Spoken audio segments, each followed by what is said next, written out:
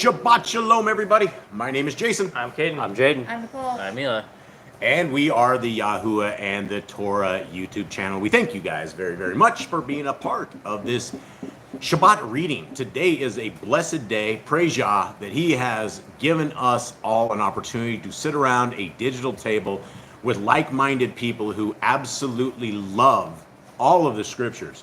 We are the family who believes in all of the scriptures, from the very first page all the way to the very end, including the Apocrypha, most of it, not all of it. And we believe that inside of Genesis, Exodus, Leviticus, Numbers, and Deuteronomy, that we have been given a credit card for the future. We have been given a card that if we will use, it will allow us to get into the kingdom to come. Now, with this credit card, there's a few things of payment that we have to do. What we need to do, according to Revelation 14:12, is that the people who are saved are the people who are obedient to the laws, statutes, and commandments of our Creator, and those who have the faith of Messiah Yahushua. Now, a lot of you may not know who Yahushua is. Well, the year 1500 in our current years is when the letter J was invented. So we would have never, ever had an individual named Jesus. And so we like to use his Hebrew name, which is Yahushua. Some say Yeshua, and they're all basically the same form of the same word, and it's far more closer than the actual name of Jesus. So we believe, based upon scriptures, that the laws, statutes, and commandments are good for all times, for all generations, for all races, for everybody who wants to be a part of the kingdom to come.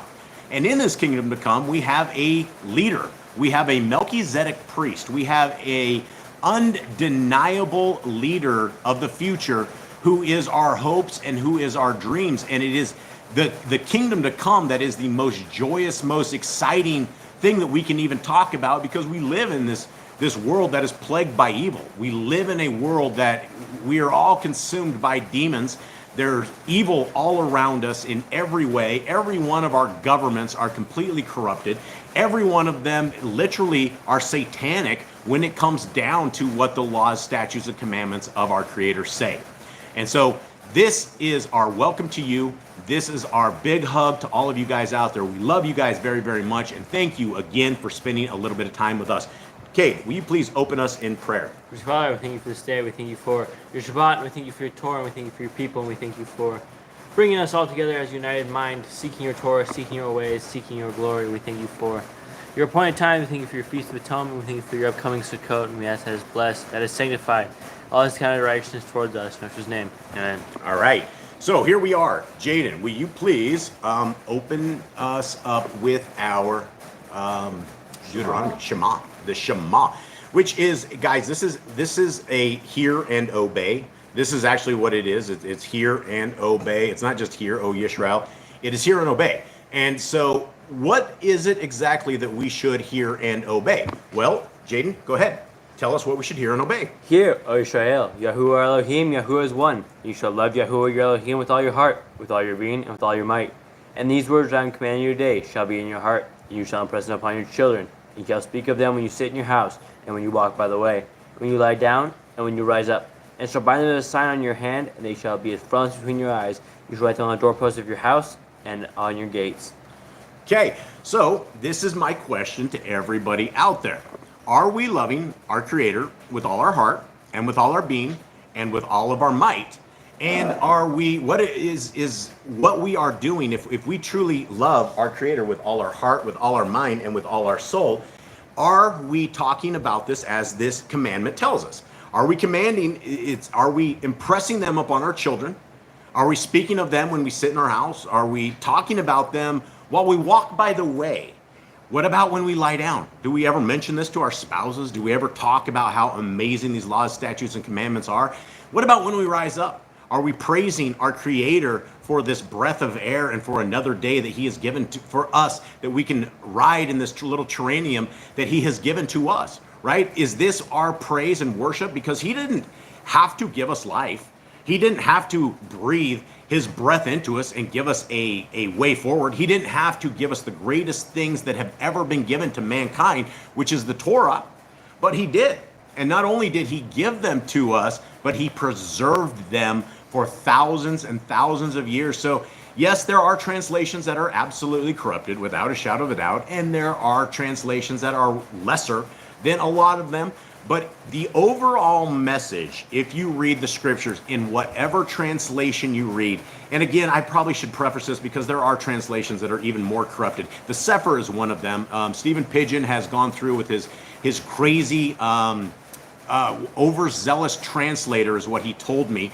And he completely corrupted the word. They took the identity of Yahushua and the identity of Yahuwah, and they intermingled them, and there's nothing they can do. They put this in print, and they also put this in their Sefer app. So there are very much corrupted versions that we should not be reading, but for the most of them, the point is all the same.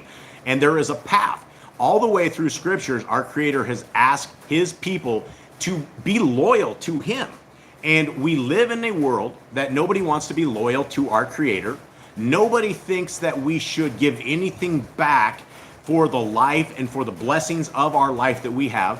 When in fact, the scriptures very much talks about a walk that we can have with the Creator of the universe by ourselves. We can walk hand in hand with our Creator with this supernatural fiber optic cable that goes from our head into the direct line right to our Creator, where we have a line of prayer. We have not only been given the greatest things ever, which is the Torah, but we've also been given a way that we can communicate with the Creator of the universe. And there's no collect calls, and there's no expensive. You don't have to pay for a cell phone line. All we have to do is we have to pray. And that's sometimes harder said than done.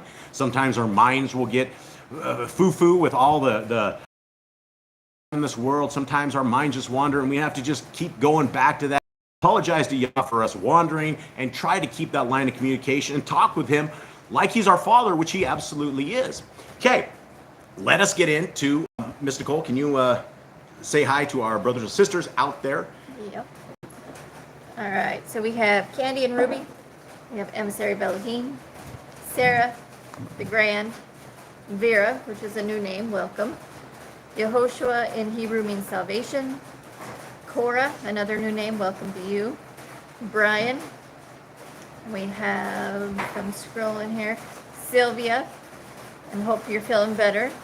And Andy and Elizabeth. Still looking here. We have Spider-Man, which is Chai Lighter or Worldwide Widow. Yep. He's back. Haven't seen him for a while. Sister Barb, Genie Not of This World, and I think I got everybody. If I missed anybody, I apologize. Yes, well, hello to everybody. Welcome to everybody. Much love to everybody.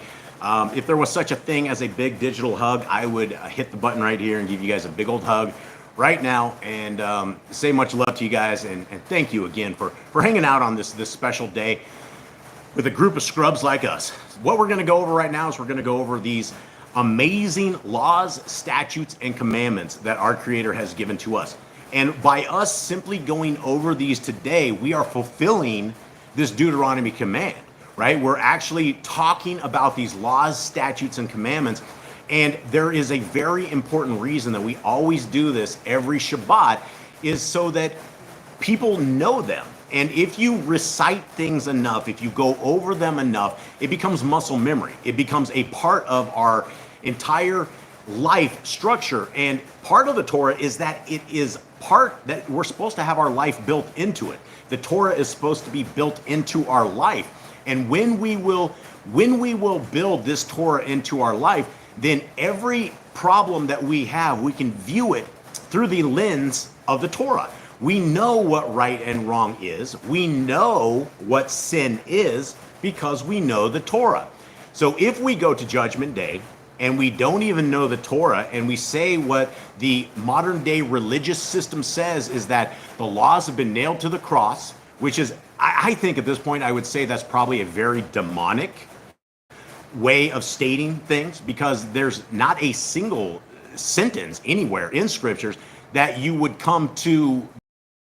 Now, if you want to say that you want to have a low G God and you want to say his name is Paul, then you would say, okay, well, Paul rewrote the Torah. And that is a problem, because the letters of you're only getting one part of it. You have zero idea what any of these people from all of these little ecclesias that Paul is writing back to has said to him. And so when you make a doctrine based upon the reply to a letter that is not to you, to assembly that is not to you, to a people that had this different kinds of problems that you probably don't have today, this is the same stuff, then you're making incorrect doctrine. And the first time that you ever take a man and trump the word of our Creator and say, well, this guy said this in one sentence, so the laws of our Creator must be gone, that's blasphemy. You would not want to live in a world without the laws of our Creator. We live in a world, and I was trying to look it up today, in the US alone, I was trying to find a number of the amount of laws that an average American citizen has to actually follow, and it stops about 200,000. So there's 200,000 laws if you live in North America that you have some problems with, right? So all of a sudden you can get busted for jaywalking, right? Say you want to go across the road and you have this hardcore cop that wants to write you a ticket for jaywalking. That's a problem. There's one of those 200,000 laws that we've fallen under. Now, when you talk about bondage, when you talk about something that's too hard, I would say the North American law system, where it's about a 5-inch book that actually contains all the laws in the US, that sounds like bondage to me. In fact, as I talk to all my brothers and sisters in chains, even the ones that aren't serial killers, the ones that are just normal criminals, they got busted and they're falling under a tremendous amount of laws. Now, when you look at about the 158 laws of our Creator that we can keep today versus the 200,000 laws of North America, that's a lot different, right? And so when you want true freedom, when you want to be able to take your last breath and close your eyes and be ready for the next side, it's not going to be the people who are lawless. Matthew 7, our Messiah clearly says the lawless people are sent to hell. He says, depart from me, you who are lawless. That's very scary words, especially when you're preaching Christian religions and the rhetoric of the Christianity, which is not synced with scriptures. Christianity is 180 degrees opposite of what scripture says. Every single 41,000 different religions, including Judaism, which breaks Deuteronomy 4:2, is all man-made religions. And so what we're trying to do is we're trying to get rid of the man-made religions, and we're trying to seek our Creator and seek His ways. And so this is why we will always go over the Torah every Shabbat, because it's beautiful, it's light, it's everything that we need in this world. It's our set of moral guidelines along with our set of spiritual guidelines. These are the laws, statutes, and commandments that we will have in the kingdom to come. This is what we will be doing, and if you don't know them, you're probably not going to make the kingdom to come. So here we are. Let us begin through this. Ms. Nicole. Well, since you were on Paul, Sarah asked at the very beginning. She says, Brother Jason, I know you have issues with Paul. Do you think all of his writings are bad? I'm specifically talking about the armor of Yah stuff. Yeah, probably talking like Ephesians, right? I think is what we're talking about. I don't, listen, let me say it like this. I do not have a single problem with Paul. What I have a problem with is that everybody interprets what Paul says, and they will take the doctrines of our Creator and throw them in the trash. So that makes Paul a somewhat enemy to me, because we're on YouTube, guys. We almost have 39,000 subs, and there's you look at the views, right? There's only like 40 of you that even give a rip about the laws, statutes, and commandments of our Creator. So if you slowly study Paul, and it is very hard to really study through and try to get what he's talking about, Paul does not free you from the Torah. He does not. His words probably don't make a tremendous amount of sense. Biblical hermeneutics work like this. The beginning of the book is what sets the foundational structure for the entire scriptures. If we make it 7/8 the way through the scriptures, and then we have a man named Paul who says the laws are no more, but yet we have 3,000 other pages that tell us the laws, statutes, and commandments are for all times, all generations, all people. In fact, Deuteronomy 28 gives half of the chapter of blessings that if we keep the Torah, and half the chapter of curses that when we don't keep the Torah, those are things that happen to us. And so based upon biblical hermeneutics, which all of the people in the educational world of religion know about, we can't say the laws are no good when the first part of the book says that they're everything to us. And that is the entire point of scriptures, is that there are a set of people who are willing to align their lives in the alignment of Torah. And when we do such a thing, then we're walking that kingdom road. Still, salvation isn't guaranteed. There's no such once saved, always saved. There's no such anything. Matthew very clearly says that. The book of Matthew, Messiah says this. And so with fear and trembling and a clean heart and a clean soul and a clean life and our willingness to obey our Creator is how we are going to get into the kingdom to come. If we look like the world, taste like the world, smell like the world, we're no different from the world, don't expect anywhere else. Don't expect that. Okay, continue on. Let's actually not even continue on. Let's begin. All right? You guys ready? Yep. Be fruitful. Multiply. Replenish the earth. So do it. Have dominion over the fish, fowl, and every living creature. They are bearing, every tree is for food. Man and woman should build their own families. Master sin. Every clean moving thing that lives shall be food for you. Do not eat the blood. Walk before me and be perfect. Guard Yahuwah's covenant, laws, statutes, and commandments. Every male shall be circumcised at 8 days old. Teach your children the commands and guard the way of Yahuwah. Remember Yahuwah's name for all generations. Keep the Passover, Pesach. Keep the feast of unleavened bread, festival of matzah. There was one Torah for the stranger and one for the Hebrew. Sanctify all firstborn to Yahuwah. There are no mighty ones before Yahuwah. You shall not make graven images.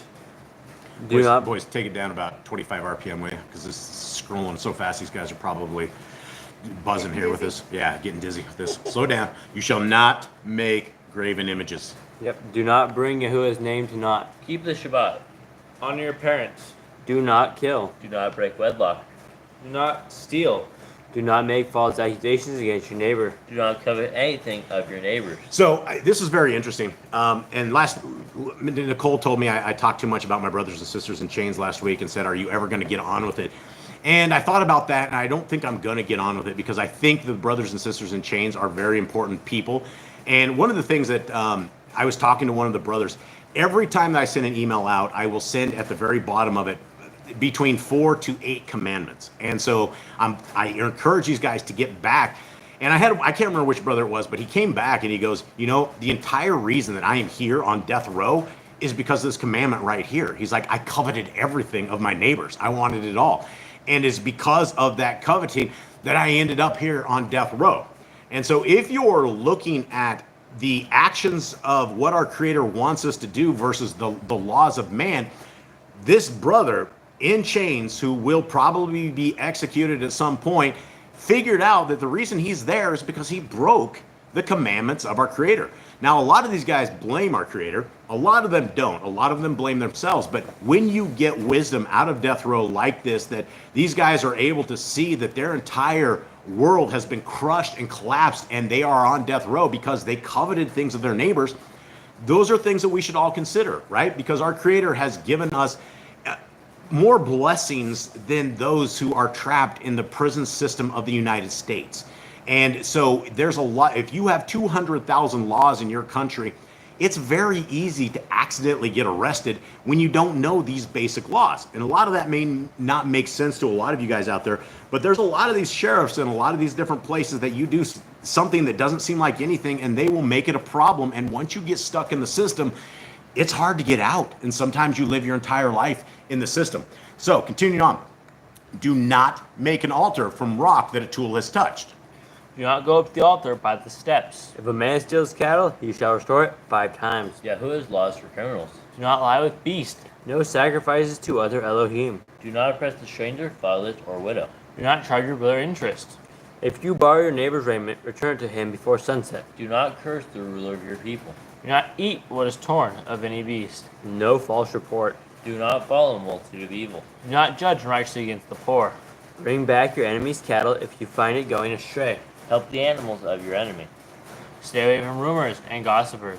I would pretty much, that would probably eliminate Facebook. I mean, if you guys are just in a regular Facebook account, I remember like from a decade ago, people were spouting out their divorces. They were sitting there going off. The entire thing is basically rumors and gossipers, right? It's putting your life and your family's life and everything up on Front Street, and it's a satanic system, right? Facebook is completely satanic. It's run by the cabal. It's run by those who are against humanity, and it's not for the people. And everything, it's like the CIA's greatest achievement is creating something that everybody is going to go and put their phone numbers in, their names, their friends, right? If you want to go and literally from a hacker standpoint, back in the days when I was doing black hat hacking, I would simply go to Facebook and become part of that Facebook, and you would be able to hack people, right? The same way that anytime these people want to pull up information on you, you've posted everything in your life. So there's a lot of issues with this kind of world that we live in and the technology and where it has become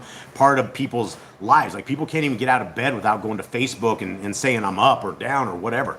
So continuing on, take no bribes. Do not oppress a stranger. Love the stranger. Give your land rest in the 7th year. Do not mention any pagan names. Keep the feast of Yahuwah. Do not cook your goat in his mother's milk. Okay, I'm going to go quickly back up to the give your land rest in the 7th year, because I was watching some stuff this week on this entire thing, and it's one of those things that when people describe that when you actually give your land rest the 7th year, the next year everything is really, really good. There's a huge principle to understanding that the creator of the universe designed all of these things, that a Sabbath is basically it's an energizer battery for all of us, right? When you start keeping Sabbath for us personally as human beings, and then when you start keeping Sabbath for our land, that is where things are blessed. And those who farm their lands every year after year after year and never ever give it a rest, it's a problem. And growing up on a farm, I can tell you how the farmers actually did it is they would swap their plants. Like two or three years, they would run alfalfa, and then at the end of that alfalfa, when it started getting sick, they would toss in some wheat. If you want good wheat, sometimes you have to toss in corn because you need nitrogen in the ground. There's all of these things that if you gave your land rest in the 7th year, that you wouldn't need to do all of these crop rotations and things of this nature that basically did the same thing. So it's very important. Everything that we have in 7s, everything in 50s, it's all important. Okay, do not mention any pagan names. Well, okay, Keep the feasts of Yahuwah. Do not cook your goat in his mother's milk. Obey the messenger Yahuwah sends before you. Do not bow down to other Elohim. Serve Yahuwah. Make no covenant with their Elohim or outside of the land. Do not use anointing oil on an old person. Do not use his perfume on an old person. Do not eat the fat. Do what you say you're going to do. Return what is your neighbor's. Obey Yahuwah's dietary laws. Women's time of separation. Stay away from them. Obey Yahuwah's hygiene laws. Keep the Day of Atonement, Yom HaKippurim. Do not uncover the nakedness of your family. Huge thing, right? This is where we live in a world of pedophilia. We live, and I don't even know if I can say that on YouTube anymore. We live because it's become almost a legal thing. If you guys don't understand what the world is coming to right now, is they're trying to make this vile act something that's mainstream, like it's not a big deal. And you see it all over. North America is real bad. London, all of these places, they're very, very, very bad into this. We have laws and regulations, right? We have a way that we are supposed to go forward. We are not supposed to be looking at flesh, right? We're not supposed to, whether it be pornography, whether it be other women that are scantily clad, dressed, that are basically tearing your eyes out of your head. Those are things we don't look at, right? We do not tempt ourselves in this fashion. And it's hard because there are no morals. There's no morals or anything for women. They will literally dress in a couple of strings, and that's it. Their entire backside's exposed, everything's exposed, and they walk around like it's just normal. Like what you would see back in the days at the beach that was completely corrupted and evil. This is what you see all over the place. And so this is something that is supposed to be very much covered up, right, in all of this. And these are the commandments that when you nail the commandments to the cross, or when you say they've been fulfilled to where you don't have to keep them anymore, these are very dangerous people that you deal with, because these are the people who could do things and uncover the nakedness of your family, and then they just pray to Jesus and their sins are forgiven, right? Like that's the concept of the Christian religion, is that you can do what you want when you want, and it's all about grace. It's only about faith. All you have to do is simply believe, and you will make the kingdom You'll make the magical school bus rapture. And that's not what Scripture says. That's not what James says, right? We need to prove our faith by our works. The Torah is a living, breathing thing, right? It's not something you just hear about on a Shabbat. It's something that we go around with every day, every week, and it's what we rise to. It's what we go to bed with, right? These are just the regulations, and I'll take these regulations over the 200,000 North American man-made regulations all day long. Continuing on, do not take your woman's sister for wife. Do not lie with a woman in her uncleanness. You shall not sacrifice your children to Moloch. Do not be a sodomite. Be Kodesh, holy. Do not reap the corners of your field, or you shall not glean your vineyard. Do not deal falsely or defraud your neighbor. Do not lie or be a liar. Pay your workers for the day's wage they are due. Do not harm the disabled. Do not endanger your neighbor. Do not hate your brother. All right, so if we have nailed the laws to the cross, so we're able, right here, we can harm the disabled, we can endanger our neighbor, and we can absolutely hate our brother, right? If the laws are nailed to the cross. And that's the thing, is when you talk to the Christians, they're like, oh, they're nailed to the cross. I'm like, which laws? They're like, all of them, except for the 10 moral laws, at which point they don't obey the fourth commandment, which is to keep the Shabbat day. So it's very dangerous when you're around not people who don't care about the laws of our Creator. You should never, ever get into business with somebody who is not a Torah keeper. Right? That's the thing, is you don't want to get into something that people have a different side of conscience where they're able to steal from you, and they can just pray to Jesus and it's okay, right? It's very, very dangerous. Okay, continuing on. Rebuke your neighbor for his sin. Love your neighbor as yourself. Do not diverse your cattle. Do not mingle your seed. Do not mingle linen and wool. Do not lie with a taken woman. Do not eat the fruit of the trees for 3 years. Do not practice sorcery. Do not round your beard the corners of your head. Do not cut yourself for the dead. Do not get tattoos. You ever notice that all these so-called Torah keepers, all with their little goatees and all their little their designs on their face, right? When we have a commandment, do not round your beard or the corners of your head. And I don't know what else a goatee would be, right? And of all things, it's called a goat, right? A goatee. We live in a world where the Satanists love their Baphomet. They love their goat god. And so we have something that's called a goatee. And, you know, it fascinates me that we have people out there teaching Torah, and they sit there and design all these little things. They're little lamb chops, and then they have goatees, and they have all this stuff. It's breaking Torah. It's completely breaking Torah. So, men, a beard is an awesome thing. If you guys have never grown a beard, I would strongly suggest growing a beard. Okay, do not cut yourself for the dead. Do not get tattoos. Do not prostitute your daughter. Do not defile your temple. Do not consult a medium. Respect your elders. Have correct weights and measures. Do not walk in the manners of the nation. Huge thing, right? The manners of the nation. What would be the manners of the nation? Well, Christmas, Easter, Thanksgiving, all of these things like this, going to movies, right? If you want to walk in the manners of the nation, can somebody please take care of Leo? He's about to bark. Kate, will you please stand up and take care of Leo? Sorry, guys, we're dealing with some dogs here, right? So when you're walking in the manners of the nation, those are the people who are paying a cable bill, right? That they have a cable, and they watch this stuff. They let their kids watch it. They are okay with Disney. They are okay with all of this evil, satanic, corruption stuff. That's walking in the manners of the nation. Do you look like the world? Do you smell like the world? Or do you look different, right? That's what we are called to do. Walking in the manners of the nation is not okay. It doesn't matter if you're playing video games. It doesn't matter what you are doing. If you are into this video game stuff, let's say, for instance, this video game is all about Satan, and it's all about demons, and it's all about fighting demons, or it's all about things that would absolutely be unholy to our Creator, unkodesh. What we have to understand is what we are doing at the moment. Will we do it when our Messiah is sitting down next to us?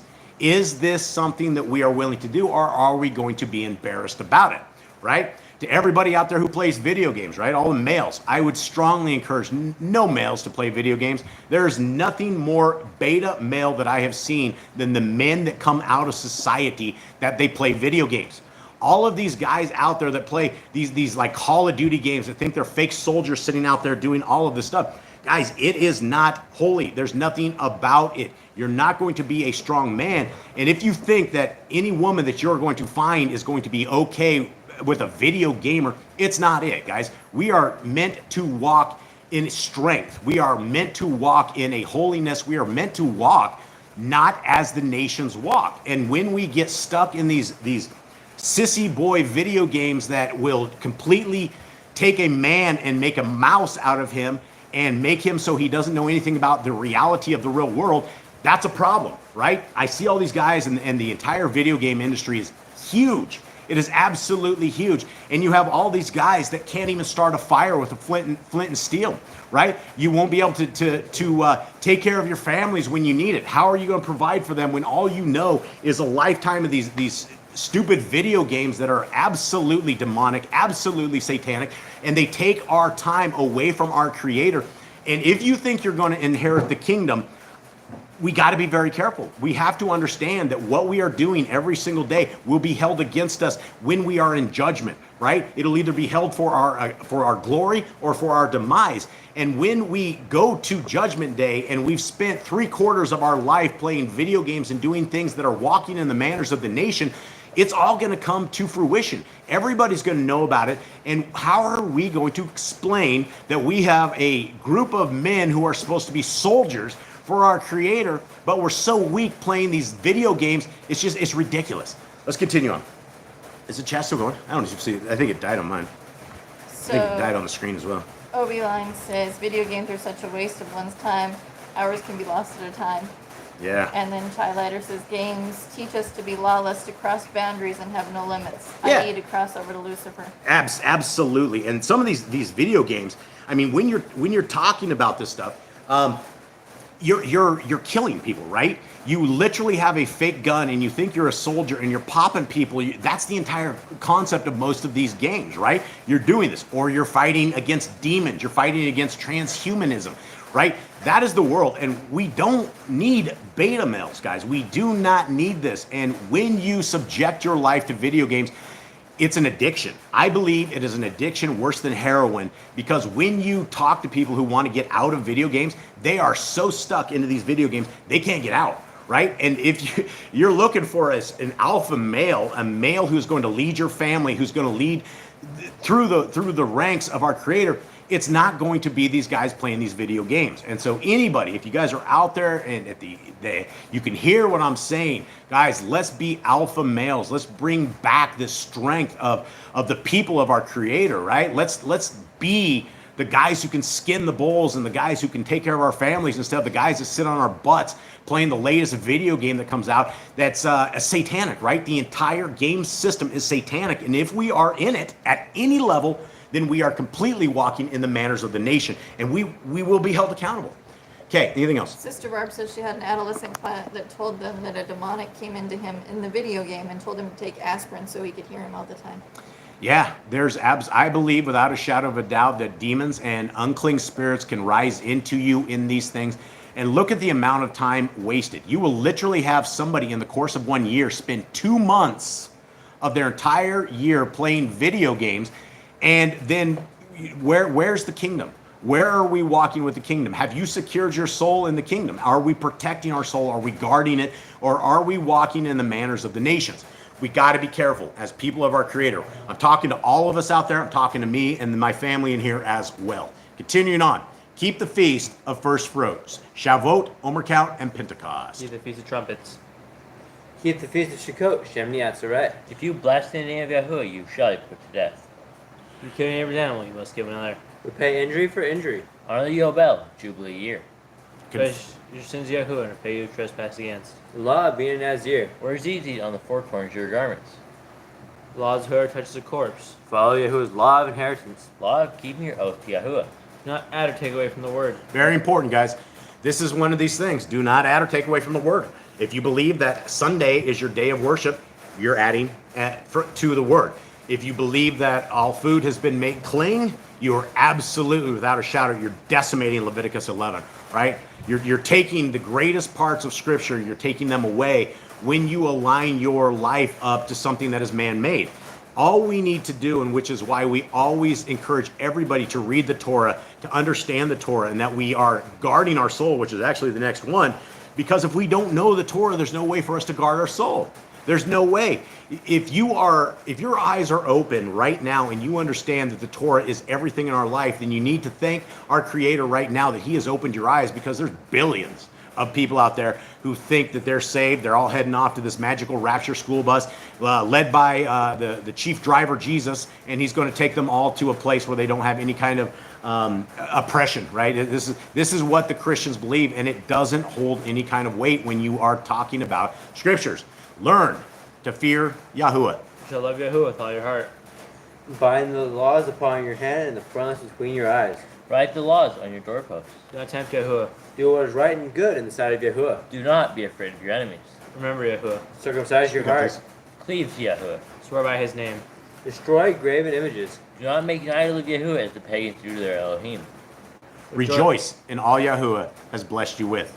Do not do what is right in your own eyes. Very big thing, right? Here we are. Do not do what is right in your own eyes, right? This goes back to all of these things right here, right? We are living like the world, tasting like the world, looking like the world. We're doing what is right in our own eyes. And at the day of judgment, what are we going to do? We spent 120 years that our Creator has given us to get right with Him and to find the path forward. And we're doing what is right in our own eyes, right? We're renting satanic shows and showing our kids. We have this demonic cable TV where you pay $70, $80 a month for satellite or for whatever it is, and you indoctrinate your family into the most wicked things that have ever been out there. You have homosexuality that is built into comedies. Dear old mom, I was talking to dear old mom yesterday, talking about all the homosexuality into the comedy, and I told her we stopped watching TV over a decade ago, and I said we wouldn't watch it. Dear old mom loves TV. She loves going to the movies. She loves everything absolutely satanic, and she's absolutely, without a shadow of a doubt, saved. She will never not be saved. She can never lose her salvation, as she has an entire freezer full of pork. And when I tell her this, she goes, "Oh, hold on, ding dong, my doorbell's ringing. Let's move on to another subject." That's essentially what my mother tells me. So this is what you call doing right in your own eyes, right? You have figured out what you believe is your doctrine and you're sticking with it. It doesn't matter if it's really right or wrong. But according to what our Creator has is the only right that we can achieve. Okay, do not hearken to the words of false prophets. Do not make any bones between your eyes for the dead. You shall not eat any abominable thing. You shall give to a stranger clean food that dies of itself, but you shall not eat of it. Give a tithe of your increase of seed year by year. The law is the end of the 7-year release. Do not borrow from the nations. Do not harden your heart nor shut your Borrowing from the nations, that's one of these ones that stuck in Babylon, right? That's all we ever know, right? Bank loans, house loans, property loans, business loans, whatever, car loans. You go and take your predated check in and you get a loan, right? Every single one of these things, you got the banksters, and the banksters are, as you guys all know, they're not your friends, right? When we borrow from the nations, we fall under the nation's laws and rules, because when we don't pay the nations back, then they come take our car, they come take our house, they come take whatever it is they can possibly take, and they will not care. You can be crying, you can be pulling your car backwards, and they'll just drive right off. And they'll leave you. They'll leave you with nothing, which is why we're told not to borrow from the nations, right? Because the world is just a very unfriendly place to people who are law keepers. Okay, do not harden your heart, nor shut your hand from the poor. Carve month on Yahuwah's calendar. 3 times a year, all males shall appear before Yahuwah. You shall make judges and officers in all your gates. Do Not not- put Asherah poles near the altar. There must be 2 or 3 witnesses. Hearken to the Nabite prophet Yahuwah has chosen. Prophet has Deuteronomy. Do not remove your neighbor's property line. How to deal with false witnesses among Torah keepers. The first child is to get double portions. Why is that, Jade? Because he's supposed to be the oldest, he's the responsible one, he's the one who takes care of the family when the mom and dad go away. What is it, when they go away, or is there other times? This is so much fun right now. Jade's our firstborn. Jade, he shakes his head yes at every one of these. But then we're like, Jade, you're supposed to be taking care of the kids now, helping us take care of I everybody. don't know a portion yet. Well, you haven't got your. So if I give you double portion now, you're going to help me take care of your brothers? Maybe. Maybe. Okay. So there is a reason for Yah's laws through all of this stuff. It's that the oldest child is supposed to help out and take care of everybody else when moms and pops are gone, or when they're here, right? It's like another chaperone that you get. There's a responsibility that comes with the double portions, and the responsibility is keeping your house and your family alive and functioning well. Continuing on. If your brother's cattle or clothes are lost and you find them, you must return them. A woman should not wear a pregnant to a man, nor a man wear a pretense to a woman.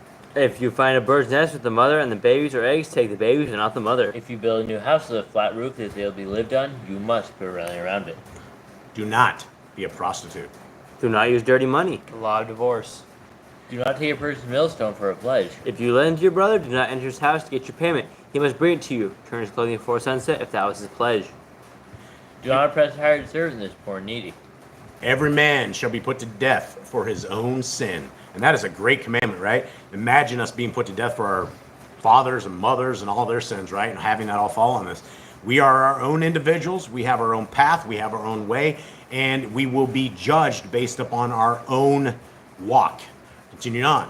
Do not go back to the forgotten sheep from the field. Do it for the stranger, fatherless, and widow. Do not muzzle your ox when he treads out the grain. If your brother dies and has no child, you shall take his wife, name the firstborn after your brother.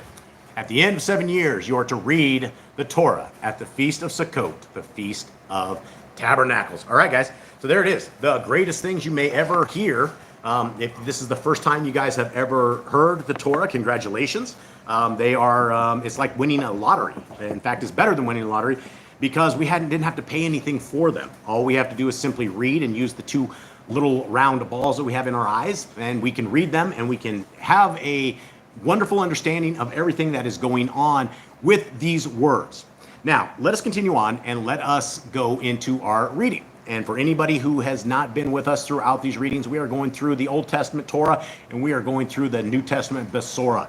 And so it is one of these things that are wonderful, that are great. And so, guys, give me a quick lowdown, Jaden, firstborn, double portions fella. Give me a lowdown of what's going on. We are in the days of Leviticus, which just means we are learning about all the sacrifices that the Levites had to do, how they had to sacrifice. We're learning about the feast days and what their jobs are, how they build their temple, how they anoint themselves, how they take care of themselves, and how they listen to Yahuwah. So we've got the commands from Moses up on Mount Sinai. A lot of the commands, not all, gotten a lot. We've built the temple. We learned about the instructions. Now we are learning what to do inside of the temple. And so here we are with Aaron and his sons, learning how to do stuff inside of the temple and what the Levites should do. So if you are from the tribe of Levi or you want to be Levite, you might want to listen closely because this could be for you. Yeah, and Mr. Cole didn't tell me some of the stuff that was there was very interesting stuff Sister Barb had on the chat about the TV called Cyclops Eye and All-Seeing Eye. Yeah, the TV is probably the greatest thing the devil has ever done. Maybe religion. I would say religion is the greatest feat the devil has ever done, because he orchestrated this back in the days, way back in the days. And then TV. If you're looking for the final nail in the coffin of humanity and something that really, really took the world down, it's absolutely the invention of the TV, right? It's the all-seeing eye. It is the one-eyed sleep snatcher. And, you know, when you look at the actual technology behind it and you look what it does to the human body, when you're watching this live vision programming, what's happening is it's putting you into an induced state of a trance. You are literally being programmed. Now, if you don't believe me, take a look at 4 or 5 people on a couch watching TV and look at them. They look like drooling vegetables. Their eyes are open and their mouths are open. Sometimes they're popping in bad food as they're sitting there watching this evil demonic stuff, right? It is something that has led to just disgust worldwide. There's no place in any house for any form of TV if you want to seek the kingdom of our Creator, right? You should not be watching programming. You should not be watching any of it, right? Why would you be okay being programmed? Okay, so thank you very much, guys. I will continue on in this. Sister Barb just said yes, Freemason even stated that it was a wonderful programming tool for the nation. No, absolutely, without a shadow of a doubt. The devil is able to get into the hearts, minds, and souls of everybody. There's 200 channels on TV. You can find any form of filth. You can find any form of nudity. You can find any form of great depravity. And that's what you will end up, is you will be depraved from the kingdom for these actions. And so this is where we don't want to do that. Okay, here we are. Leviticus 16, guys. This is an amazing chapter. And I'm going to read it over here because we got some cool pictures on this. I'm going to get into the pictures here in a second. Okay, and Yahuwah spoke to Moshe after the death of the 2 sons of Aaron, when they drew near before Yahuwah and died. Okay, who are we talking about? Who are the 2 sons of Aaron that died? Nadab and Abihu. Okay, and what do they do? They were drunk and they brought forth strange fire before Yahuwah and were consumed by it and died. Do we know for a certain fact they were drunk? I think Well, it alludes to the next yeah, chapter. because it says It does. Okay, so here's the answer. It doesn't actually say they were drunk. However, Yahuwah comes up with a brand new law right after this that you are not to be drinking when you are doing this. So we are led to believe that the two sons of Aaron were a little sauced up, and they decided they were going to try this priesthood action, and it didn't work out for them. And so hopefully it was a quick death for them, and it wasn't something crazy, because Yah has some crazy power. Okay, 2. And Yahuwah said to Moshe, speak to Aaron your brother not to come in at all times to the Kodesh place inside the veil, before the lid of atonement, which is on the ark, lest he die, because I appear in the cloud above the lid of atonement. Okay, what do we make from this, fellas? Okay.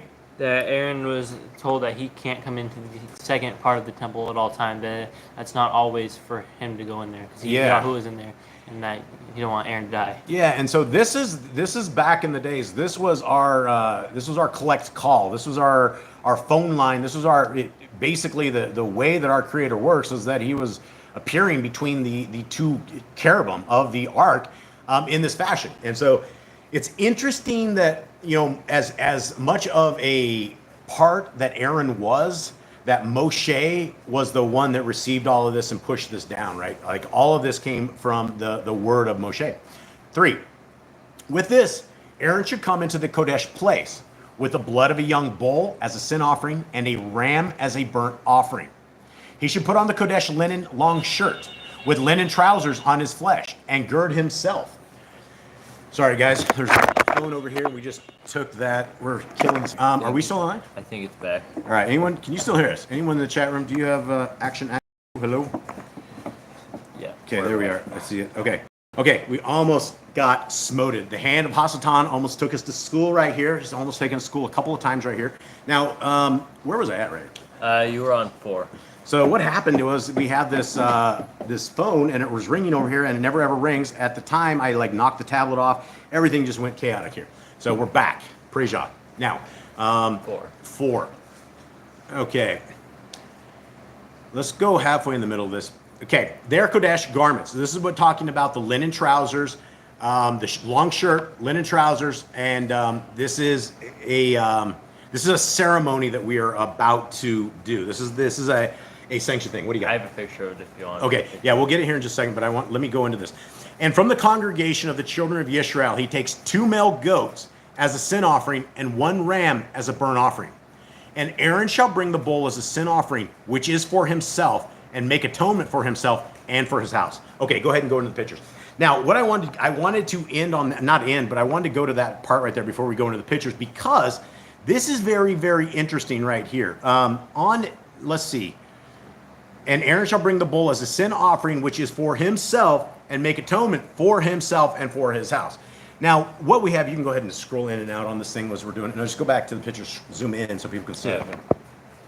Okay, so what we have is something like this, and we don't know if these are exact or something of the sort, but this is what's interesting, guys, is that Aaron, before he could ever be a priest that was capable of doing this, he had to go first, and he had to atone for himself, right? So when he brought the bull as a sin offering, which is for himself, and make atonement for himself and his house, before he was able to ever be a priest to the people, he had to atone for himself. Now, why do I bring this up? Because the book of Hebrews very, very clearly talks about our Messiah and what his part of us is. And the Messiah that we have, Messiah Yahushua, doesn't have to go and atone for himself, right? We have now a perfect priest who does not need to atone for any of this, right? So go slow so these guys can watch this, right? And so this is why Messiah is the bomb. This is why he is the man. This is why he is everything to us, because not only is he our perfect sacrifice, right? The same atonement that Aaron is going to have to do for himself just before he can even minister to the people is he has to cling his own life. He has to do that. Guys, we have a Messiah. We also have Messiah as our high priest. And so this is very, very exciting stuff. So I will continue on. We're going to do some pictures here. I'm going to be reading. If you guys want to read, can you please paste Yah Scriptures in there, the PDF, also the book and all that. So if anyone wants to read along. We are going into verse 6. And Aaron shall bring the bull as a sin offering, which is for himself, and make atonement for himself and for his house. Let's go over to the thing where he's doing this, Eli. Okay. This something here. Maybe something like this. And he shall take the 2 goats and let them stand before Yahuwah at the door of the tent of appointment. And Aaron shall cast lots for the 2 goats, one for Yahuwah and the other lot for Aziel. Okay. In scriptures, we don't know, unless you have the Apocrypha, Aziel might be a foreign word to you. Who is Aziel, fellas? He was a fallen angel. Yeah. So he was a fallen angel, and what's the story with him? He was locked away under some rocks. He was like the worst angel, right? He's the one that made everyone fall, made humanity fall, made the angels fall. So he got locked away under a bunch of rocks, right? 1,000 years. Yeah, and so this is an interesting thing because we're talking about literally. Some may think of this as like a demon. He is kind of like a demon. He's a fallen. I mean, he's a fallen. Yeah, he's somebody who was supposed to be doing something that he did not do, and then he ended up really messing things up. So right here, Aaron's casting lots. We have 2 goats. One of the goats is going to be free, and one of the goats is going to die. And Aaron shall bring the goat on which the lot for Yahuwah fell, and shall prepare it as a sin offering. But the goat on which the lot for Aziel fell is caused to stand alive before Yahuwah, to make atonement upon it, to send it into the wilderness to Azael. This is very interesting, right? So there's stuff inside of the supernatural world. And I think if all of us were able to see that realm of the supernatural, I think all of us would be very upset. We would probably be a little insecure, which is probably why we can't see things of this nature, which is why all around us is definitely a spiritual battle of good and evil. Without a shadow of a doubt, there are entities that are trying to take us, that have always tried to take us, that try to take our hearts, minds, and souls.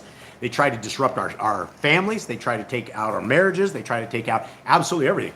If you read the Testament of Solomon, which is a crazy book, and it seems somewhat legit because you're able to verify different demons that are in other extracurricular Apocrypha books, and they are in there. One of the demons in the Testament of Solomon is all about splitting of marriages. He's the guy that wants men to go into other women's beds and to forsake their families and to leave their families. That's his entire job, is to do this. And so when you understand that there are tactical demons that have a job of disrupting humanity, disrupting all of us and taking us out, it's something we should understand.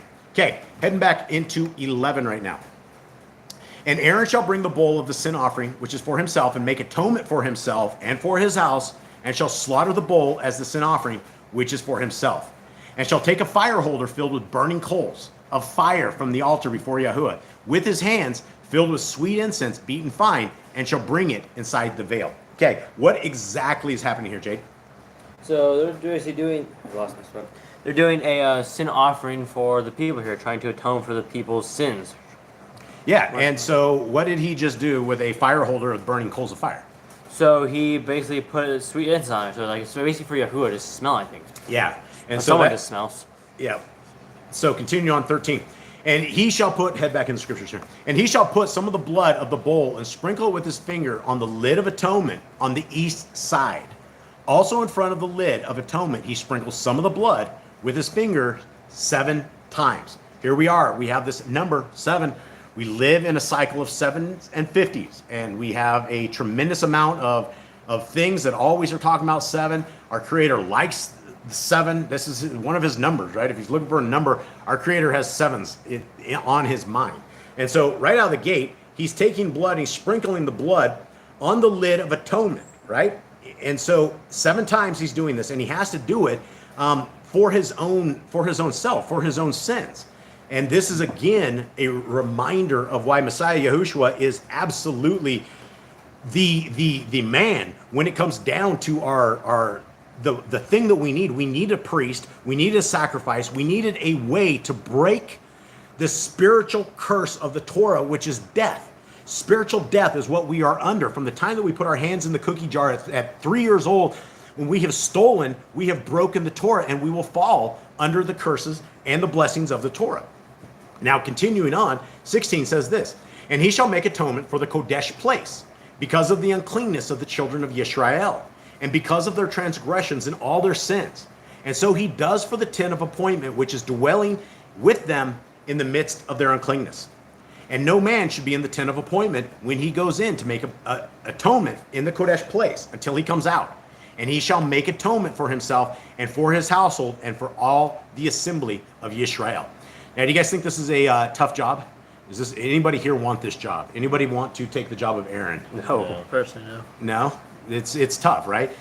This is something that is a huge, huge responsibility. The weight of the entire existence of our Creator hanging out with his people were about atoning for sin, right? Our Creator does not want to hang out with sinners, right? He does not want to hang out with the people who are living in sin, that are consistently living in sin, that make sin part of their life. That's not what our Creator is. He's looking for people with clean hearts and clean hands, clean minds, clean mouth, all. Continuing on in 18. And he shall go out to the altar that is before Yahuwah. Eli decided to stop running my thing here. And he shall go out to the altar that is before Yahuwah and make atonement for it. And he shall take some of the blood of the bull and some of the blood of the goat and put it on the horns of the altar all around. Okay, go find us some horns of the altar. And I was supposed to have better pictures, but Jade, he didn't give me any pictures today. So we're going under the bus. We want me to send them. Huh? Where do I send them? You don't send them anywhere. He didn't get the pictures for me. Okay, 19. And he shall sprinkle some of the blood on it with his finger 7 times again, and cleanse it, and kodosh it from the uncleanness of the children of Yisrael. And when he has finished atoning for the Kodesh place, and the tent of appointment, and the altar, he shall bring the live goat. Then Aaron shall lay both his hands on the head of the live goat, and shall confess over it all the wickedness of the children of Yisrael, and all their transgressions, and all their sins, and shall put them on the head of the goat, and shall send it away into the wilderness by the hand of a fit man. All right, we've discussed this before, but why do you guys think a fit man needs to deal with the goat? I So assume probably I 'cause assume it's a goat. It's going to be a larger goat. It's not going to be a small goat. I doubt a little child's going to do it, so I need someone that's healthy to deal with this. What do you I was got? thinking it's because he has to go a long way, so he needs to have the stamina and everything, so he can go a long way to go. Is my guess. With the So goats? he can be nice and strong and go a while. Yeah, and you're not going to be able to take really care of an animal that is tied up or dealing with an animal at all. Some goats are really, really small. These goats are kind of big. These things look like they would be harder to deal with. They're probably not going to walk with you to wherever they are going. Let's continue on into this. So a fit man's going to take these dudes out, one of them. And the goat shall bear on itself all their wickedness to a land cut off. Thus he shall send the goat away into the wilderness. Okay, so that now we know why we put all the sins on the goat that we send off to Azael, in basically in memory of Azael. Thus he shall send the goat away into the wilderness. 23. Aaron shall then come into the tent of appointment, and shall take off the linen garments which he put on when he went into the Kodesh place, and shall leave them there. Now, we've had this conversation before about the laundry service of these kind of things, because when you're dealing with blood, you're flicking blood around, you're splattering it here and there. You're not going to be able to walk away unless you have some blood splatter here and there. I don't know. Maybe they had a way they could do this, but more than likely at some point, and the conversations we've always had is, were there multiple sets of these garments? And I would imagine there were, just because I don't know how else they do it. But we don't have anything in Scripture that actually tells us about them or their laundry service or anything of the sort. Okay, 24. And he shall bathe his body in water in the Kodesh place, and shall put on his garments, and shall come out and prepare his burnt offering and the burnt offering of the people, and make atonement for himself and for the people, and burn the fat of the sin offering on the altar. Okay, so all of this 1 through 24 has been put together so that we can get to this point of where we come out and we are literally atoning for the people, and we're burning the sacrifice. And this is one of the commandments that we have: don't eat the fat, right? The fat is not some piece of food. Fat is not considered food. My dear old mom, she loves fat. I don't know what's wrong with mom, but I guess there's a lot of people that will literally cut all their steak off, eat all the meat, and then leave the fat for the end and eat it. Eat it like it's candy. And that's against the laws of our Creator, and it's not a good thing. Okay, continuing on 26. And he who sent away the goat to Azael washes his garments, and shall bathe his body in water, and afterward he comes into the camp. Very interesting, right? This dude was dealing with a live goat, right? This was, for some reason, this guy became unclean. Now, what do we know of Torah with a live goat? Are we breaking Torah by touching a live goat? No. Okay, are we unclean by touching a live goat? No. So how did homeboy here get unclean when he sent the goat away? Maybe it's a bit because you're like touching all the sins. Maybe or you just had to go. I think so. I think at some certain point when you're putting all the sins of Israel, when you're putting all this on there, that this goat becomes defiled. Now, I have no answers for this, but what do you guys think? Do you think the goat lived out his long life, or you think the goat is there? Honestly, off in the wilderness, right into a land. Maybe someone picked the goat up. Someone really going off just up the mountain and started eating. Who knows? Yeah, you think they lived, or do you think these goats lived a long time or not? That's the No. question. Do you think they died? I think it'd be the punishment. I don't know. Maybe if we're going to actually go into Azal, maybe it's like just a snack Azal. I don't know. I don't know. That would be pretty creepy. Definitely. Okay, on to 27. And the bull for the sin offering and the goat for the sin offering, whose blood was brought in to make atonement in the Kodesh place, is brought outside the camp. And they shall burn their skins and their flesh and their dung with fire. This is pretty much standard for what we do with the after effects of the Sacrifice? offering. Yeah, sacrifice. 28. And he who burns them washes his garments and shall bathe his body in water. And afterwards he comes into the camp. And this shall be for a law forever. In the 7th month, on the 10th day of the month, you afflict your beings and do no work, the native or the stranger who sojourns among you. Okay, I found this very interesting because this is for anybody who's on the Zadiki calendar. And first of all, let me give you guys all big hugs, big love. Let's do a kumbaya, big hug, and let's not fight about calendars because I know a lot of you guys are out there with the moon. I know a lot of you guys are there's more calendars than there is anything, and I do not believe this is a salvation issue. I believe that all of us who are attempting to find the right calendar and all of us who have studied and that have pinpointed what we believe is the right calendar and we go on it, I believe that will be held as obedience to us. And so for those of us who are on the Zadiki calendar, yesterday was the Day of Atonement. And I was very, very hungry. And so was everybody. Now, what's interesting here, let's talk about this first, and then we'll talk about what the Day of Atonement actually is. Let's see. Where am I at on this? 30? You were on 30. 30. Okay. It is a Shabbat of rest for you. So this is talking about the Day of Atonement, right? And this is an actual command that we have for today, right? So keeping this day, it is a Shabbat of rest for you, and you shall afflict your beings, a law forever. Now, we don't exactly know what afflict your being is, per se. We do know that a lot of people will fast. A lot of people will not drink any liquids. A lot of people, there's a lot of ways to afflict your being, but this day is a day of getting ready to be judged, right? This is a day that we are getting our lives and our world together, and it's a solemn day. And for those of you who did celebrate it yesterday, lock and load, right? We did it. We made it through the day, and today, so we have basically there's 2 Shabbats in a row for anybody who's keeping the Zadiki calendar. And for those of you again who's not, as long as you guys are keeping the calendars, I love you. I love you either way. So we got to get in obedience to our Creator, and His Son Messiah Yahushua will come and fix this for us, right? He will come and say, hey, you're on the wrong calendar. You're doing this right, but thank you very much for making the attempt. We're 6,000 years later since this stuff all happened, and it's a little unknown, right? There's just nobody really knows the calendar. We're just putting our finger where we believe it is and following to the best of our abilities. Now, continuing on, and where it says a law forever, right? That's one of these things that this is an appointed time, just like Sabbath day is an appointed time. We are supposed to meet with our Creator once a week, and it's our day that literally it's a time that if we don't keep the Sabbath, we are being called by our Creator to rest on a certain day, and we're not doing it. Continue on, 31. 32. And the Kohanan, who is anointed and ordained to serve as Kohanan in his father's place, shall make atonement, and shall put on the linen garments, the Kodesh garments. And he shall make atonement for the Kodesh Mikdash, and make atonement for the tent of appointment, and for the altar, and make atonement for the Kohanim, and for all the people of the assembly. And there shall be a law forever to make atonement for the children of Yisrael for all their sins once a year. And he did as Yahuwah commanded Moshe. Now, there's a lot of things in this chapter, things we cannot do, right? I don't think it's a good idea to get a couple of goats and to attempt to play priesthood and to put some sins of our people on it and send them away. I don't believe we should be doing any kind of sacrifices. You know, the sons of Aaron attempted that. And they messed it up, and they should have known how to do it, and they still messed it up. So there's zero way that we're ever going to successfully be able to pull off something like this. And we're not part of the Levites, right? If you're not part of the Levites, you shouldn't be involved in this anyway.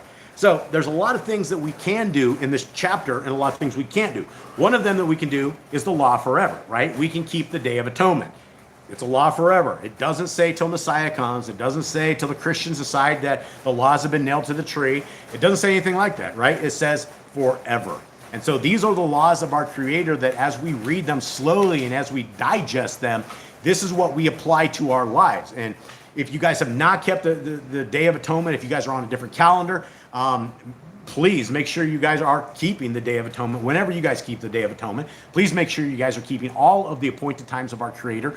And when Messiah comes, we're going to all high-five each other, hopefully, and we're going to be aligned into the right times and understanding. Okay, with that, guys, we're going to head into the book of Matthew, the Besorah, the good news, the absolute good news.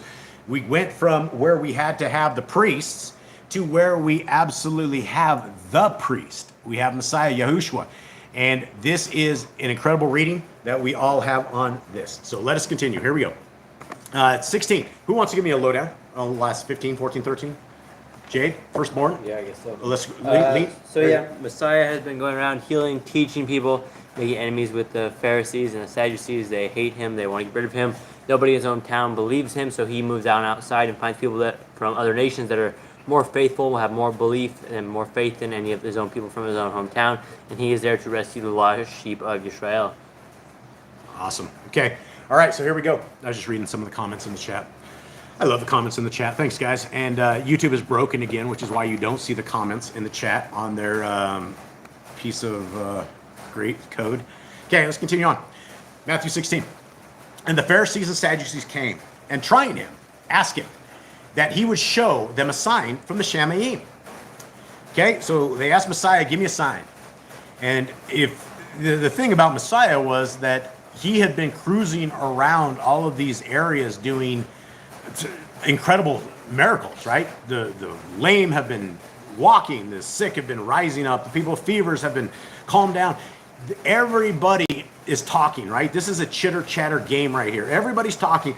And so they're testing him. They're trying him. And they're saying, show me a sign from the heavens. What is it? And he answering said to them, when it is evening, you say fair weather, for the Shamaim is red. And in the morning, stormy weather today, for the Shamaim is red and overcast. You hypocrites, know how to discern the face of the Shamaim, but not the signs of the times. Okay, let's take this into this. What is he saying with this? Anyone? Eli? Yeah. He's saying that you're able to tell when the weather's going to be bad. You're able to tell when to go inside, when it's going to be raining, when to plant, when to sow, when to not. But you can't tell when the son of Yahuwah is in front of you. You can't tell when the prophecies that you have studied all your lives, all the things you teach to people, the things that you abuse upon the people, you can't even tell when it's there in front of your face. Yeah, and this is something that all of us can understand, right? We can all look outside our house and see that it's stormy. We can all see that the sun's rising, there's no fog. We can see that it's going to look like a good day, or it's overcast, right? These are the basics of what we can see, but yet these guys back in these days were blinded to the hero, to the really the hero that was walking right before them. And they had been waiting all their lives based upon prophecy for this time, and they missed it. They couldn't see it. Okay, 4. A wicked and adulterous generation seeks after a sign, and no sign shall be given to it except the sign of the Nabi, Yonah. And he left them and went away. All right, what sign did Yonah give these guys? Jonah. He went to Nineveh and. But what was the sign? It says he's not going to give them any sign except the sign of the Nabi. They need to repent. Yeah, that was it. Jonah didn't come with anything of like substance per se that he was able to make miracles happen right before their eyes and things of that nature, right? He didn't come wielding anything. He came with a message, and the message was that they needed to repent. And this town, Nineveh, they repented, right? They literally repented to the point that Jonah was hoping for some action, right? He was hoping for some fire and brimstone. He was hoping that these people would get owned because he didn't want to go there to begin with. He definitely went the other way, and by the time he got puked up onto the shore, he was probably done with this even more than what he was before, but he had no choice. He had no choice. Yah sent him there. And the story is a really good story. And I think we're missing like more than half of what that story should actually be, because it kind of leaves off in a strange way. But Messiah continues on with this. The grand says he probably looked slobbery. You know, you're not. He would have had to probably bathed, or he like whatever it is. I mean, you're sitting in the bile and you're sitting in the puke. You're sitting in probably a place you don't want to sit for 3 days, and then you get hurled up by this ginormous creature. Right? You're not going to just get. Puh. It's not going to be a puh. It's going to be a. And it's the Jonas come flying out onto this thing, right? I don't think he opened his mouth and some steps came down and he walked out of the whale like it was a great flight, right? He had some action and that's what happened to him. Okay, continue on. And his Talmudim came to the other side and had forgotten to take bread. And Yahushua said to them, mind and beware of the leaven of the Pharisees and the Sadducees. And they reasoned among themselves, saying, because we brought no bread. So, you know, as amazing as the disciples of our Creator were, at certain points they seem partially dense, or their eyes have not been opened, or Yah has not completely opened, because they've seen this. They've seen a miracle. They saw Messiah sit down and start ripping up fish and bread to where they had a billion baskets left over, and thousands, like 10,000 people ate, right? None of them remembered this. And you have to you sit and you wonder, how can you walk with our Messiah and still get messed up? So continuing on, Yahushua, aware of this, said to them, "O you of little belief, why do you reason among yourselves because you brought no bread?" You know, Messiah's doing the face palm, right? Right? It's like, guys, come on. Do you not get this? 9 says, do you still not understand? Neither remember the 5 loaves of the 5,000 and how many baskets you picked up? Guys, think. 10. Or the 7 loaves of the 4,000 and how many large baskets you picked up? How is it that you do not understand that I did not speak to you concerning bread, but to beware of the leaven of the Pharisees and the Sadducees? Then they understood that he did not say to beware of the leaven of bread, but of the teaching of the Pharisees and the Sadducees. Okay, so guys, this is something that we live with inside of Christianity, right? When you're talking about leaven, you're talking about some sort of an agent that reacts with something normal and it ferments it to a point to where whatever is in it, it changes it. It can't not change it.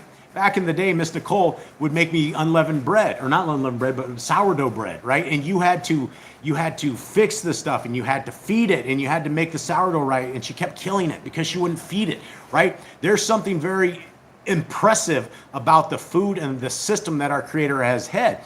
So when Messiah says the Pharisees and the Sadducees create a leaven, guys, I am going to go a little bit further and say you have 41,000 different religions that have bad leaven. They have leaven that is bad. And if you put a bad leaven into something that is supposed to be good, it will trash it. It will be completely jacked. So the leaven that we are talking about is extracurricular things that break Deuteronomy 4:2. When we add to or take away from the Torah, that's leaven. We have a set of guidelines, and our guidelines, we're putting leaven into it. If you think all food has been made clean, then you've completely been corrupted by leaven of evil, right? And that is the thing. We have to be very careful of who we listen to and what we allow our spirit to be soaked up into, because we don't want to get taken. We don't want to learn something that isn't in Torah. But the reason that we do Torah and that we talk about Torah all the time and that we're always about it is because when we know it, then we will not get taken by all of that nasty leaven that is out there. When somebody comes and tells you we got to be worshiping on a Sunday because that's the Lord's day, and when you know for a fact that there's no such place anywhere in Scriptures that says anything about our Sabbath day being changed, then that's bad leaven, right? And the Catholic Church is full of bad leaven. All religion is full of bad leaven. 13. Now, when Yahushua came into the parts of Caesarea Philippos, he asked his Talmudim, saying, who do men say the bin of Adam is? So his question is, who do men say the son of Adam is? And for those who do not know who the son of Adam is, that's always a reference to our Creator's son, right? It is the son of the most flesh, and he came in the form of humanity, right? The son of Adam. And so he's asking his Talmudian, his disciples, who do they say I am? And they said, some Yochanan, the immerser, and others, Eliyahu, and others, Yirmiyahu, or one of the Nebiim. Okay, who is Eliyahu? That is Elijah. Elijah. Okay, and so the people of the day thought Messiah was some of the prophets from old. 15, he said to them, and you, who do you say I am? And Shimon Kepha answering said, you are Hamashiach, the son of the living Elohim, the Ben, right? That's a huge thing, right? These, when you're looking in scriptures for witnesses and witness testimony, these are the kinds of witness testimony that we have. In fact, Peter, Kepha, right? His name isn't Peter. I don't know who named the guy Peter, but his name is Kepha, and Shimon Kepha. And the witness of him saying that he is the son of the living Elohim breaks the Trinity, right? He did not say, you are Yahuwah, you are the living Elohim. He says, you are Hamashiach, the son of the living Elohim. So if we want to break the traditions of men, we have to break the traditions of things that are lies that we've been taught. And it's dangerous. Thinking that the Son and the Father are the exact same entity is extremely dangerous. It changes everything in our lives. 17. And Yahushua answering said to him, Baruch, blessed are you, Shimon Bar Yonah, for flesh and blood has not revealed this to you, but my Father in the Shamayim. There's a second witness, right? The second witness of our Messiah that clearly says it's the Father. He's the Father in the Shamayim. So if the Father and the Son are the same entities, then our Messiah just lied to us, right? Because he just verified what Peter said, Kepha, that he is that he's the Son. And he doesn't dispute it. He doesn't say, hey, you got this messed up. Let's go on to 18. And I also say to you that you are Kepha, and on this rock I shall build my assembly, and the gates of the grave shall not overcome it. Now, this is where we have Christianity and churchianity, and the word that they have right here is I shall build my church, and the gates of the grave shall not overcome it. And so you have all these zealous Christians that believe that this is what he's talking about. We should go build churches. When there's never been a place anywhere in scriptures that says anything about a church. The entire word is actually ecclesia, which means a tiny group of people. Basically, it's a tiny little meeting group. And so you had all these little ecclesias back in the day that everybody gathered up into, and there was never this entire rush to go build churches, because now you have this entire fake religion, and they're making a tremendous amount of money on the suckers, right? The suckers are the ones who go on a Sunday, they give them 10%, and they think that they all have the Holy Spirit. They think that they have everything, and they're just rocking it, right? For 10% of their money, they're saved, and they'll always be saved, right? This is not what it's about. 19. Messiah continues on, he says, and I shall give you the keys of the reign of the Shamayim, and whatever you bind on earth shall be, having been bound in the Shamayim, and whatever you loosen on earth shall be, having loosened in the Shamayim. Now, this reminds me of these occultists that are saying things like as above, so below, right? The cultists will take absolutely everything and they will mix it and match it for their own ways. But this is a very interesting verse that talks about whatever we bind on earth being bound in the Shamayim. And so this is part of that spiritual protection. This is part of that spiritual world that most of us will never see until the day we breathe our last breath and we are moved, our spirit goes into whatever realm that we are into, right? And so these are some interesting things, no doubt. 20. Then he warned his Talmidim that they should say to no one that he is Yahushua HaMashiach. From that time, Yahushua began to show his Talmidim that it was necessary for him to go to Jerusalem and to suffer much from the elders and chief Kohanim and scribes and be killed and be raised again the third day. And Kepha took him aside and began to rebuke him, saying, be kind to yourself, Adonai. This shall not be to you. So these are these things that you will hear. Again, the Christians will all say, oh, get behind me, Satan. They don't know why. 23, but he turned and said to Kepha, get behind me, Satan. You are a stumbling block to me, for your thoughts are not those of Elohim, but those of men. Now, what do you guys think that Peter thought about this? And why did Messiah turn and say such things to him that coming from the Son of the Most High, you're going to feel real bad, right? The Son of the Most High just called you Satan. Why did he say this? What's the problem here? Well, the word for Satan translates to adversary. So they call him the adversary. You behind me, adversary. He basically, because he just told him what's going to happen, and he's like, it's not going to happen, you don't worry, but he doesn't understand what's going on. And so he basically says, get behind me, you who do not understand Elohim, but are of the world. You guys think Satan actually went into Peter at this point? Do you think this was an unclean spirit? I don't for think Satan? this was Peter caring for his friend more than anything. It's like saying like this won't happen to you. Like at the same time when Peter's like, "We'll stand by your side all the time." All the Talmud were like, "We'll stand by your side even unto death," and they all fled. Yeah. So it's an interesting, right? It's an interesting verse, no doubt. Okay, 24. Then Yahushua said to his Talmudim, "If anyone wants to come after me, let him deny himself and take up his stake and follow me. For whoever wants to save his life shall lose it, and whoever loses his life for my sake shall find it." Okay, what do we make of this, fellas? What is this? What does taking up our stake mean? He's following in his path. Picking up our burdens is pick up his. It's the call to walk as our Messiah walked, right? It's the call that we need to do what he did.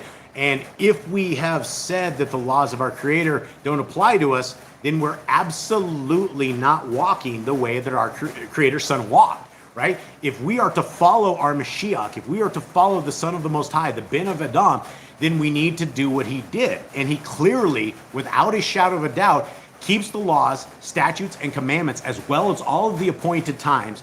And for those who don't believe what I'm talking about, every time he healed a leper, he didn't just send them off. He sent them to the priests and had them go do what they needed to do to get clean. He's absolutely holding up the Torah through his entire walk. Not once in scriptures do we ever hear that the Torah is no good. Okay, 26. For what is a man profited if he gains all the world and loses his own life? Or what shall a man give in exchange for his life? Huge things, right? This is the ways that when we smell like the world and taste like the world and we look like the world, we are taking the gains and we're putting it into this world.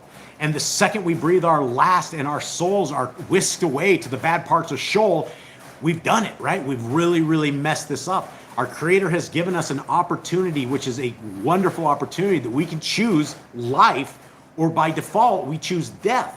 And so what is it? How much do we have to gain in this world of financials? How much money do we really want to get at the expense of our soul, right? We know our Creator talks about financial people with a lot of money. The Son of the Most High talks about how hard it is for people to get into Shamayim when you have money. It's one of these things, it's a curse. Money is not something that's a blessing. Money is something that is a curse, because our Creator will sustain us regardless. He will feed us. He feeds the birds of the Shamayim. He will take care of us. 27. For the Ben, the son of Adam, is going to come in the esteem of his father with his messengers, and then he shall reward each according to his works. Okay? Again, I'd like to reiterate, the Son is not coming as the Father, right? He's coming in the esteem of his Father. He's coming in the name of his Father. He's coming in the ways, in the wishes of his Father. How his Father operates and acts is exactly how his Son went and operated. Now, if you look at the Christian religion, they think Jesus came down, is flying this little pirate flag, and he's taken the laws, denied them, and said, you know what? Live as you want to live. Do what you want to do. Once saved, always saved, baby. You got it. Have fun. Enjoy your pig, right? That's what the Christians believe. That's not what the scriptures say ever. Wrapping up, 28. Truly, I say to you, there are some standing here who shall not taste death at all until they see the Ben of Adam coming in his reign. What does he mean here, fellas? A lot of people aren't going to see the Ben of Adam until the day of the second coming. What about these guys? He's talking about there are some standing here. We're talking disciples. I think he's saying that some won't be persecuted. There will be some that will die a normal death. That will sit there and they will wait. They won't die. I think That's not what it I think says. it's talking about the resurrection. That they won't die until they see the resurrection. Okay, let's talk about this. This is what it says. There are some standing here who shall not taste death at all until they see the Son of Adam coming in his reign. When do we see the Son of Adam? Second coming. Okay. When do we see a completion of the actual where he comes? When do we know he's our Messiah? When do we know this? When he's resurrected? When he's resurrected. The second that he is resurrected, right, we saw the completion of what it is. And so all of these guys that were standing there, all of them, they saw the Messiah rise up, right? They saw the Ben of Adam coming in his reign, right? He's not coming back to redeem everybody, but they saw the completion. They saw the rising of a dead person. And they saw that they saw the holes in his hands and the holes in his feet. They saw it, right? This is what he is. This is our Messiah that has come and is absolutely, without a shadow of a doubt, shown us that he can do what he has told us he'll do, which is to break the spiritual curse of the Torah. All right. Well, guys, hopefully I didn't get too long-winded today. Yes, second death. Honeymoon says, yeah, second death. We can also say, right, that you're not going to see the spiritual death, right? Also, yeah, Honeymoon Stitch makes a very valid point. We will not, those who are in Messiah and those who are in Torah, we don't have that spiritual second death, right? We will die this physical death. We will have to go to the day of accounting. But as far as being stuck in a place of torment for all eternity, that's what we're trying to avoid. And so, guys, thank you guys very, very much for hanging out with us. We love you all. Please excuse our dogs because they always raise up about this time. For some reason, they know we're done. We have 9 pit bulls that are always trying to get in the action here. Jade, will you please bless our brothers and sisters? Yahweh rebuke you and guard you. Yahweh make his face shine upon you and show favor to you. Yahweh lift up his face upon you and show you peace. Thus they shall put my name upon the children of Israel, and I will bless them. Okay. All right, guys.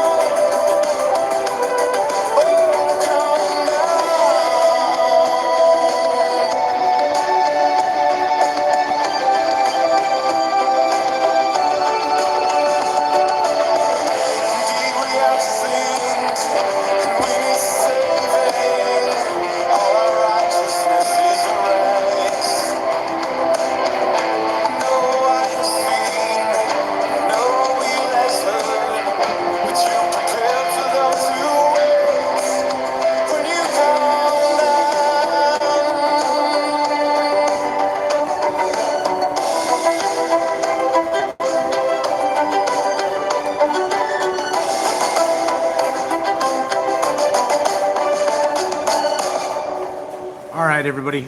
May Yahuwah bless you and keep you. May his light forever shine on you. May the Torah be a part of your life. May Messiah Yahushua always be our Savior and always be our redemption. We thank you. We love you all. Shabbat Shalom. All right. Shalom.